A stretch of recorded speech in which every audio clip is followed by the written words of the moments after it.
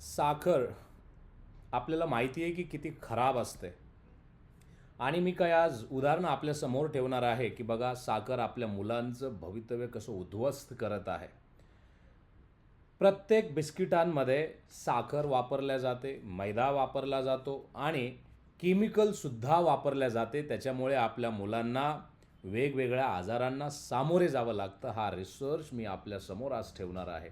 आपल्या जर मुलांना जर बिस्किटं खाण्याची सवय असेल तर त्यांना लहानपणीच मधुमेह किंवा वेगवेगळे जे आजार आहेत, जसं फॅटी लिव्हर असेल किंवा हृदयविकाराचा आजार असेल किंवा स्वतःचा फॅट असेल, ह्या सगळ्या आजारांना सामोरे जावं लागेल. मी धक्कादायक रिसर्च आणि रिपोर्ट आपल्या सगळ्यांसमोर मांडणार आहे. हा रिपोर्ट आपण जास्तीत जास्त लोकांपर्यंत पोहोचायचा आहे. याचं अवेअरनेस असणं खूप महत्त्वाचं असतं. बघा, भारतामध्ये अशी प्रथा आहे, 5-10 रुपयाला बिस्किट मिळतात, म्हणजे बिस्किट पॅकेट मिळतात म्हणून आपण ते खातो. आणि ज्या कंपन्या हे बनवतात त्यांच्याकडून सरकारला भरपूर असा टॅक्स मिळतो, म्हणून त्यांच्यावरती कुठलेही बंधनं नाही आहेत. आणि त्याच्यामुळं सरकार ह्याच्यावरती कुठलंही नियंत्रण करायला तयार नाही आहे. आणि कंपन्यांचं कुठलंही फूड आणि सेफ्टी सिक्युरिटी यांच्या पॉलिसीज असल्या तरीही त्या इम्प्लिमेंट होत नाहीत. तर आपण चला रिपोर्ट जाणून घेऊयात की त्याच्यापासून आपल्याला समजेल की अशा किती कंपनीज आहेत किंवा असे कुठले आजार आहेत जे किती लेकरांना झालेले आहेत, हे सुद्धा तुम्हाला या व्हिडिओच्या माध्यमातून समजेल. आणि आवडलं तर शेअर करायला विसरू नका. तुमच्या शेअर करण्याने आम्हाला परत परत उत्साह मिळतो बऱ्याच गोष्टींवरती बोलण्याचा. मुले वेफर्स का खातात? त्याचं कारण आहे मित्रहो, कारण का ते सहज उपलब्ध होतात. किराणा दुकान, पानटपरी, कुठेही हे सहज उपलब्ध होतात. अगदी शाळेच्या बाहेरसुद्धा किराणा दुकानामध्ये हे उपलब्ध असतात. याच्या जाहिराती आकर्षक केल्या जातात. आता जाहिराती करताना महेंद्रसिंग धोनी, अजय देवगण, अक्षय कुमार, विराट कोहली ह्या अशा फेम म्हणजे चांगल्या लोकांना वापरल्या जातं. त्याच्यामुळं आपल्या सगळ्यांना वाटतं की खरंच ते खातात की काय. म्हणजे विराट कोहली कधीच खात नाही ही गोष्ट, पण तो सुद्धा 100 कोटी रुपयासाठी येऊन सांगतो की हा मी खातो. हे दुर्दैव. त्याच्यानंतर पालकांचे दुर्लक्ष असते. फक्त एक बिस्किट त्याचा विषय नसतो, परंतु सतत सतत खाणे याच्यामुळे अतिशय जास्त प्रमाणामध्ये साखर शरीरामध्ये जाते. आणि हे अशा गोष्टी बनवलेल्या आहेत केमिकल टाकून, तुम्ही एकदा खाल्लं की ते परत खावं वाटतं. का? तर त्याच्यामध्ये केमिकल वापरल्या जातं, म्हणून एकदा गोष्ट खाल्ली की ती परत खावी वाटते. आता तुम्ही बिस्किट पाहताय, या बिस्किटामध्ये 2 गोष्टी वापरलेल्या आहेत. एक म्हणजे मैदा, रिफाइंड फ्लोअर त्याला असं म्हणतो. त्याच्यामध्ये पोषण शून्य आणि फक्त कॅलरीज अशा गोष्टी वापरल्या जातात मैद्यामध्ये. आणि दुसरं आहे साखर, की ज्याच्यामध्ये मुलांना साखर खाण्यासाठी आवडते, अतिशय प्रमाणामध्ये आवडते. माझी मुलगी पण खात होती, आम्ही ते सोडवलेलं आहे. ते आवडते त्यांना. आणि दुसरी म्हणजे तिसरी गोष्ट जी आहे याच्यामध्ये केमिकल्स. बघा, मैदा, साखर आणि केमिकल्स अशा 3 गोष्टी याच्यामध्ये वापरल्या जातात. ह्याच्यामध्ये खूप मोठमोठ्या कंपनीज वगैरे आहेत, मला त्यांची नावं घ्यायची नाहीत. मी जर नावं घेतलं तर परत त्यांना प्रॉब्लेम होऊ शकते, परंतु हे फॅक्ट आहे. हे भारत सरकारची जिम्मेदारी आहे, फूड अँड सेफ्टी डिपार्टमेंटची जिम्मेदारी आहे की त्यांनी ह्या सगळ्या गोष्टींच्या परमिशन देत असताना त्यांची एक चेकलिस्ट असावी, रेग्युलर ऑडिट असावं. आणि अशा जर काही गोष्टी असतील ज्याच्यामुळं मानवी जीवनावरती इम्पॅक्ट होऊ शकतो तर ते बंद व्हायला पाहिजे. पण हे होत नाही, तर ह्याला उलटं चालना दिल्या जाते. ते दुर्भाग्य. आता एका बिस्किटाची किंमत काय आहे आपण थोडक्यात समजून घेऊयात. जे 4 भयानक आजार आहेत, आपण इमेजमध्ये सुद्धा पाहताय.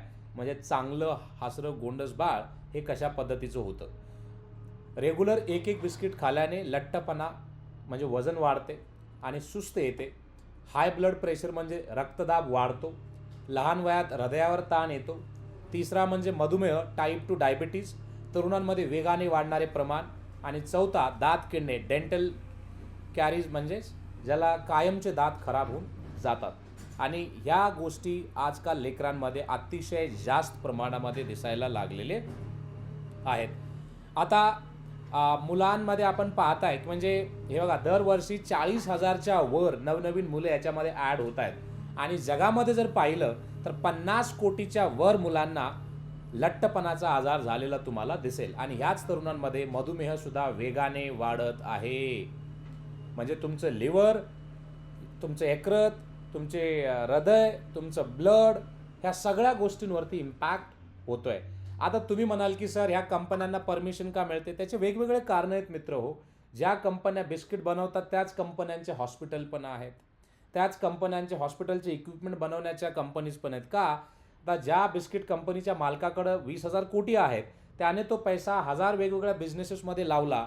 म्हणजेच ते बिस्किटं खाऊन तुम्ही पेशंट झाले तरच त्यांचे हॉस्पिटल चालणार आहेत. अशा पद्धतीच्या गोष्टी आहेत मित्र हो. आता रक्तदाब आणि दात अदृश्य आणि जे दृश्य धोका आहे त्याच्याबद्दल जर आपण पाहायचं झालं तर दात हे किडल्या जातात. याच्यासोबत आपले हाडं जे आहेत ते सुद्धा वीक होतात, म्हणजे कमजोर होऊन जातात. 51 कोटी मुलांचे जे दुधाचे दात किडलेले आहेत. हा डेटा मी जो अवेलेबल आहे WHO साईटवरती तोच डेटा मी तुम्हाला सांगतोय. उच्च रक्तदाबामध्ये जर आपण पाहिलं 11 कोटीच्या वर मुलांना रक्तदाबाचा त्रास आहे. हे 2000 ते 2020 या दरम्यान म्हणजे 10 वर्षामध्ये एवढं झालेलं आहे. आपण डेंगे हाकतोय की आम्ही महासत्ता होणार, म्हणजे जगाचाच प्रॉब्लेम आहे हा. तर महासत्ता कुठल्या बेसिसवरती होणार हे पण सांगा. भारतासाठी धोक्याची घंटा का आहे हे पण आपण समजून घेऊयात. लहान मुलांमध्ये 5 वर्षाखालील मुले सुमारे 29 लाख भारतीय मुले ज्यांना लठ्ठपणाचा आजार आहे. किशोरवयीन मुलांमध्ये लाखो किशोरवयीन मुलांमध्ये धोक्याच्या पातळीवर आलेली आहेत ते. आणि मोठा बदल जर तुम्ही पाहताय 2000 ते 2020 या काळात मुलांच्या आजाराचे प्रमाण वेगाने वाढलेले दिसते. 29 लाख पहा, म्हणजे किती मोठी संख्या आहे. आणि म्हणून तुमचे हॉस्पिटल जे आहेत किंवा मेडिकल इंडस्ट्री जे आहे का चालते? कारण हेच आहे मित्र हो. का? तर इकडे जास्त पेशंट आहेत म्हणून इंडस्ट्री जास्त चालत असते. आपण हे का थांबू शकत नाही? त्याचं कारण असं आहे की हे संत विष आहे. म्हणजेच वजन वाढणे किंवा दात किडणे लगेच दिसत नाहीत, ते हळूहळू होतात. म्हणून आपण त्या गोष्टींवरती लवकर कंट्रोल नाही करू शकत किंवा थांबू शकत नाही. याचा मार्केटिंगचा जो मारा असतो, प्रत्येक ठिकाणी तुम्ही बॅनर, जाहिराती, टीव्हीवर सगळीकडे पाहता. आणि याचा जो गैरसमज आहे, बिस्किट हे जेवण नाही फक्त स्नॅक आहे, असा पालकांचा जो समज असतो, त्याच्यामुळे ह्या सगळ्या गोष्टी होतात. अमीर लोक जे बिस्किट खातात त्याच्यामध्ये साखर नसते, त्याच्या किमती जास्त असतात. आणि जे गरीब लोक खातात त्याच्यामध्ये साखर, मैदा अतिशय 3rd डिग्रीचं असतं आणि त्याच्यामुळे अतिशय जास्त प्रमाणामध्ये म्हणजे आपल्या लेकरांचं नुकसान होत असते. आता हे फक्त भारताचं संकट नाही तर हे जागतिक संकट आहे. जगामध्ये सुमारे 49 कोटी मुले आणि तरुण लठ्ठपणाने त्रस्त आहेत. आणि अमेरिका, UK आता भारतासारख्या देशांमध्ये याचं प्रमाण अतिशय जास्त प्रमाणामध्ये वाढत आहे. आपल्या सगळ्यांना धोरणामध्ये बदल करण्याची गरज आहे, काळाची गरज आहे. शाळांमध्ये या सगळ्यांची बंदी असायला हवी. जंक फूड आणि बिस्किटांवरती सुद्धा बंदी असायला हवी. जाहिरातींवरती नियंत्रण हवं. मुलांवर केंद्रित जाहिरातीवरती कडक निर्बंध असायला हवेत. आणि आरोग्याची तपासणी शाळांपासून ते हॉस्पिटलपर्यंत दर वर्षाला व्हायला हवी. हे आपली म्हणजे हे काळाची गरज समजून सरकारने सुद्धा याच्या मधात बदल करायला हवेत. पालकांसाठी सुद्धा कृती आराखडा असायला हवा. प्रत्येक प्रॉडक्टवरती लेबल असावा ज्याच्यावरती शुगर आहे की नाही हे लिहिलेलं असावं, मैदा आहे की नाही हे लिहिलेलं असावं, त्याची क्वालिटी, त्याचे इन्ग्रेडियंट. आणि पालकांनी ते घेत असताना त्या लेबलला वाचून ज्याच्यावरती शुगर किंवा मैदा असं लिहिलेलं आहे तर ते म्हणजे घेऊच नाही, मला असं म्हणायचं आहे. आणि त्याच्यासाठी पर्यायसुद्धा शोधावा. जसं बिस्किटांऐवजी तुम्ही फळे, सुका मेवा किंवा घरगुती पदार्थ द्या. पॉकेट मनी म्हणून मुलांना पैशाचा वापर आरोग्यदायी गोष्टींसाठी करायला शिकवा. ह्या अशा गोष्टी केल्या तर मला वाटतं अतिशय चांगलं होईल. तुमच्या शाळेसाठी किंवा सोसायटीसाठी एक चेकलिस्ट बनवा. मुले दररोज बिस्किट खातात का? लठ्ठपणाचे प्रमाण किती आहे? दात किडणे, या सगळ्यांच्या गोष्टी तुम्ही एक लिहून काढा आणि एक चेकलिस्टसुद्धा फॉलो करा. आणि त्या पद्धतीने तुमच्या कंट्रोलमध्ये ज्या गोष्टी म्हणजे करता येतील त्याच्यावरती तुम्ही कंट्रोल करण्यासाठी काम करा. मुलांचे भविष्य वाचवण्यासाठी आजच आपल्याला जागे होण्यासाठी म्हणजे आजच आपण जागे होऊन पुढे यायला हवं. गोड विषाला नाही म्हणायची आणि आरोग्याला निवडण्याची वेळ आलेली आहे. तर साखर खाण्याची आवश्यकता नसते मित्र हो. किंवा घरीसुद्धा गोड पदार्थ करून साखर खाण्याची आवश्यकता बिलकुल नसते. म्हणून आजच तुम्ही साखरेला टाटा बाय बाय म्हणा. आणि एक आरोग्य जीवन जगण्यासाठी या ज्या गोष्टी आपण डिस्कस केलेल्या आहेत त्या सगळ्यांवरती विचार करायला हवा. आता बऱ्याच वेळेला असं वाटेल की सर ही माहिती तुम्ही कुठून घेतली? The Lancet child and adolescent health global BP and obesity या साईटवरून आपण डेटा घेतला आहे. WHO साईटवरून सुद्धा हा डेटा घेतला आहे, डेंटल कॅरीज अँड शुगर गाईडलाईन्सचा.